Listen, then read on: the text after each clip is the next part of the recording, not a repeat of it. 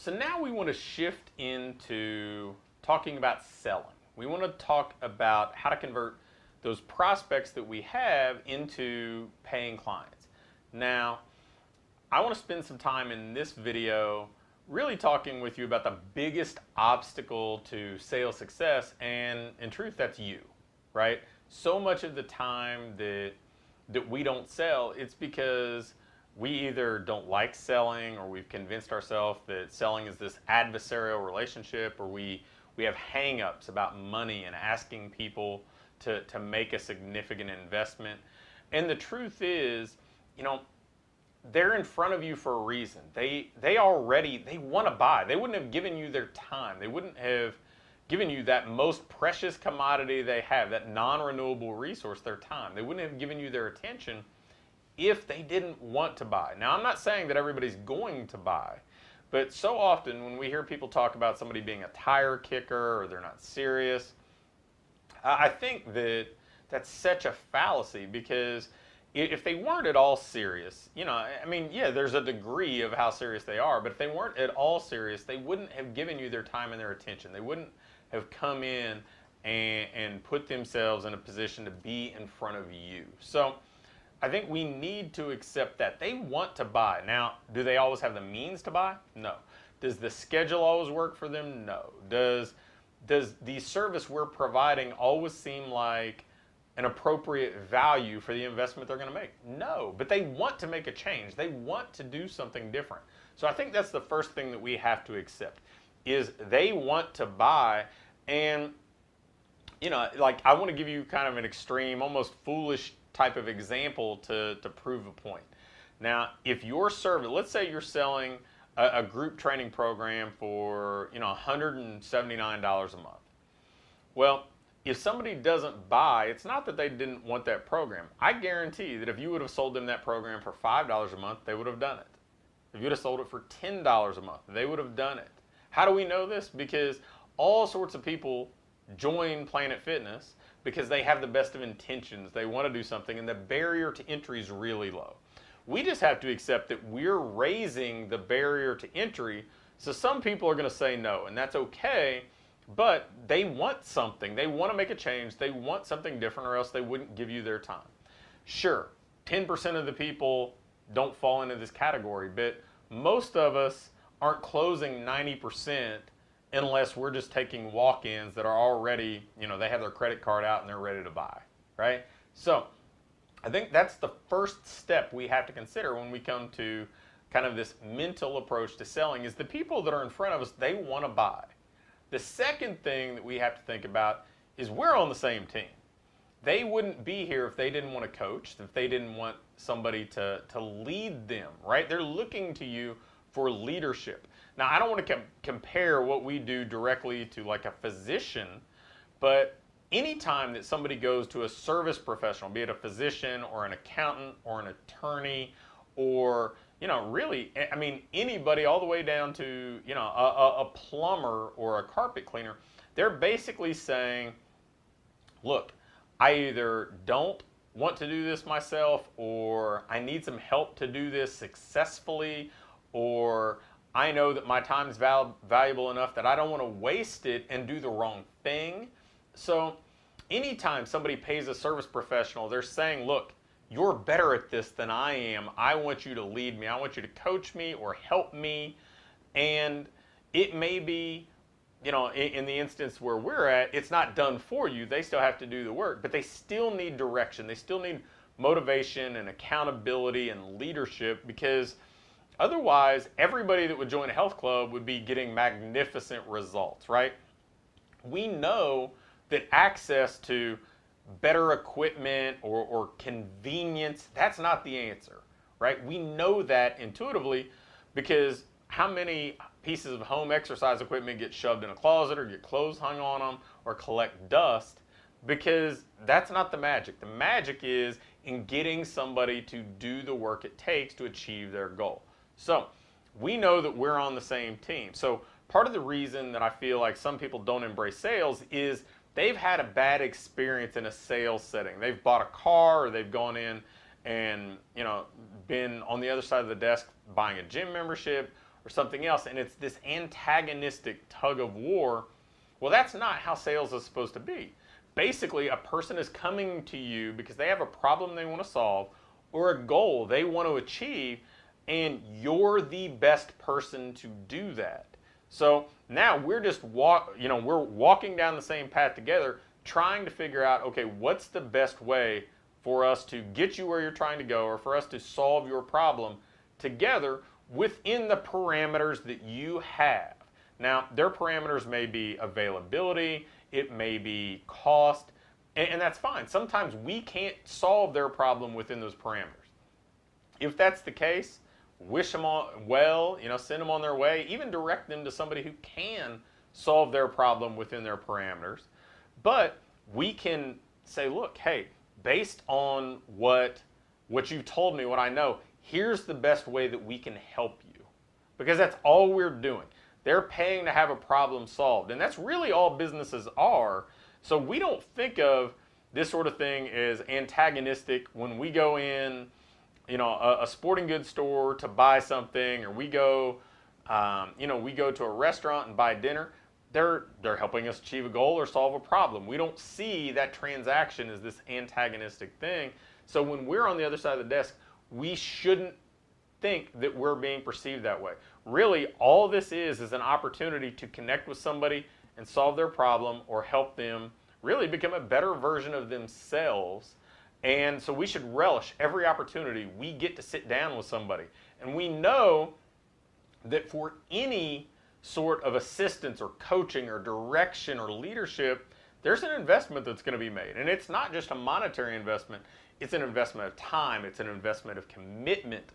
And there should be an expectation they're going to do that. And if they can't, it doesn't make them a bad person, it just makes them the wrong fit for you. So we have to accept too that sometimes you have to go through a few conversations to find people who are the right fit for you. And that's okay. To me, that's the cost of doing business, right? I am never frustrated, upset, discouraged if I get on a phone call with somebody who says, hey, I'm interested in working with you as a client, or in an IBA, or in the Ideal Business Mastermind. And when I tell them the investment, it's not a fit. Well, great. You know what? I'm glad you at least thought of me. You respected me enough that you chose to talk to me about it instead of somebody else. And you know what? Maybe down the line we can find something that is a fit. Maybe I offer something different that's less expensive, that isn't one of those offerings, that could be a fit. Totally fine. Or maybe you need something that I don't want to do. I mean, I get people all the time that say, well, hey, can you help me manage my ads or write my copy? And if it's not a fit, it's not a fit, but I can direct them to somebody who does those things, right? So that's the second piece, is understanding we're on the same team. It's just not always, are we going to find common ground, but we're always looking for that. It's not a I win, you lose type scenario where, okay, I sign this person up. I mean, nothing annoys me more than when somebody hops online and they're like, hey, I just sold this program for $50,000 or whatever else on these big ticket sales things. Or, I closed this person. No, I mean, it's not really a closing people thing. It's we have a value exchange. We found common ground to have a value exchange. And so if, hey, I got a new client, I'm going to give them value. In turn, they're giving me value, and their value happens to be monetary. Simple enough. Third piece of this puzzle when it comes to like the psychology of selling, or your mental approach to selling, is you have to get out of your own way when it comes to money. I know for me, the first time that I got into selling personal training, I got bogged down in the fact that people were going to be willing to pay $300 or $400 a month for training, because it was more than I had ever had for a car payment, right? I mean, I had come from a town where the average household income was under $25,000 a year. I mean, people were buying houses. In fact, I had put a bid in on a house that was accepted, and I ended up backing out. A nice little 3-bedroom house that was like $44,000 that was like just a year prior for that. And so the thought of man, somebody's going to pay $400 a month for personal training? I mean, it was astounding to me. But, that really, it caused me to struggle in the beginning. I know the first month I sold training, I closed 18% of the people that I sat down with. We converted sales that way, and I didn't understand the value exchange, right? I didn't perceive what I was doing as being valuable enough, and part of it was I had never really worked with a personal trainer. Sure, I had always had a coach, but I wasn't connecting all the dots. I didn't understand the importance of coaching. Now I do. It's something I had always taken for granted, having been a coach, but not having always been, the one being coached. So, I had to kind of let go of that and stop thinking about, okay, well, I don't have this much money, so I couldn't make this investment, or I don't need this sort of coaching, so why do they? All those things that would get in my way. And so I started to use a different kind of framework, a different set of analogies, and started thinking about, well, wait a minute, when I would sell somebody to come play baseball for me at the university, for my first 4 years as a head coach, we were non-scholarship. So basically I'm saying, come pay full tuition so your son can play for me. So come invest tens of thousands of dollars so they can play baseball for me, and I can take take kind of a leadership or a mentorship role for your most important thing in the world, your child. And I thought about that. I'm like, man, if I can sell that, selling somebody on, 10, 15 bucks a day is a pretty small commitment that I'm asking for. And just kind of reframing that helped me so much, and helped me also understand that, hey, just because I hadn't made a whole lot of money and I was choosing to invest my money elsewhere, those were my choices. And the person sitting in front of me obviously was here for a reason. They saw some value in it. So why should I stand in the way of how they're making their choices? So don't let your own money hang-ups or your own background get in the way of you helping somebody solve their problems. Your time is valuable. Your team's time is valuable. You're paying to operate a business, so there's an investment to do this. We have to accept that. And maybe you've never really needed a coach. I mean, from my perspective, we all are better with coaching, and I know that intuitively now. This is something I'm hardwired to believe, and I go invest in coaching anytime I want to get better at something. But I get it. There were times in my life that I didn't understand it as well as I should have.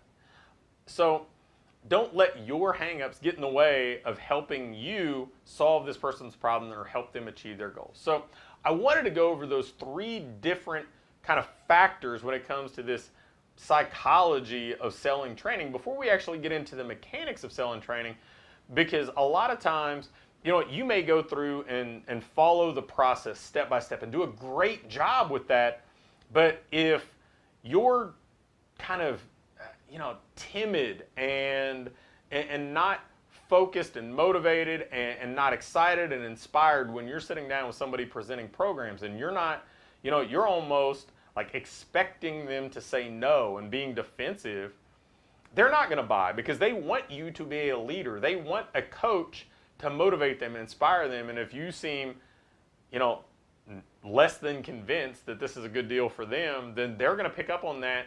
And you might have followed the steps and said all the right things, but if you didn't say them with conviction, they're not coming on board, and they're not going to trust you to help them achieve their goals. So I wanted to get through that first. So in the next module, we get to talk about a very simple approach, the mechanics of selling. And you know what? This approach has worked so well for me and so many others. It's been responsible for easily $10 million in training sales at this point. So it works, and it's not hard, because it all has this kind of belief in what we're selling and knowing that we have a great solution that solves somebody's problem as the foundation. So we'll get into that in the next module, but hopefully you embrace these 3 concepts, these 3 things that lay the foundation for us to have some sales success.